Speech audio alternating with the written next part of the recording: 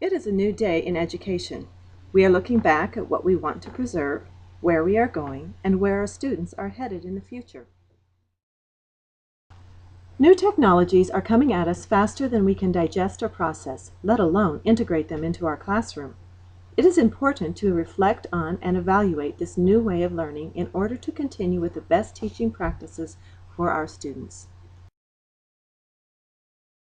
But for most of us, our cart is already full. The time it takes to stop, learn and implement a program, learn to operate hardware, fix the glitches that go with it, seems to add to the already full load of an educator. Do you feel like you're walking through a maze, wondering who will guide you, what to use, and how to use it? Maybe you're not even sure what questions to ask. You feel overwhelmed with new vocabulary. And that strange-looking apparatus that has appeared in your classroom? Well, you know you should use it, but you just can't seem to warm up to each other. How will technology improve education? And what about the students? Will they just become computer zombies? Will the personal connection be lost? If the strategies and practices we've used so far have worked, why change? But the world is constantly changing, and our students with it. It is our job to prepare them for these changes.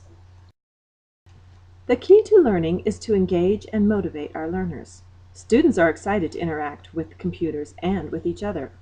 It is rare to find a student who sits quietly at a computer if there are others around to share and collaborate with.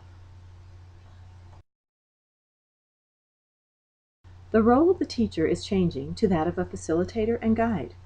Less information comes from teacher-gathered materials, but rather from student-generated resources.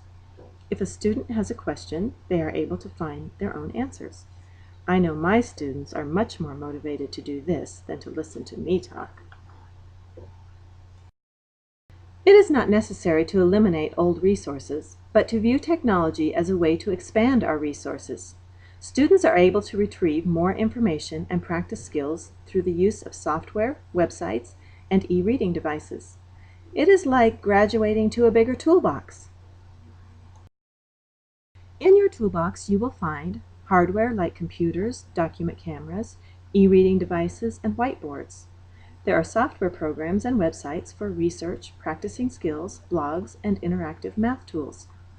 iPods aren't just for music anymore. Students can take their teacher home in the form of a teacher podcast, or they can create their own. Some of the resources used in the past may be taken out of the toolbox and replaced with newer technology. Other important resources, which offer a more full sensory experience, should remain in. But make room for new technology tools that will expand and enrich your toolbox and increase your wealth of resources. Technology creates better communication. The dial phone is an antique, being replaced by the cell phone, which keeps us in closer and more frequent contact with each other. But in education, communication extends far beyond the cell phone. Communication is an important interaction between teachers and parents. When parents understand the curriculum, they are better able to help their child learn. But drop-in visits can be disruptive, after-school meetings time-consuming, and it just can't all be covered in one back-to-school night or parent-teacher conference. Technology allows us to virtually take our classroom home.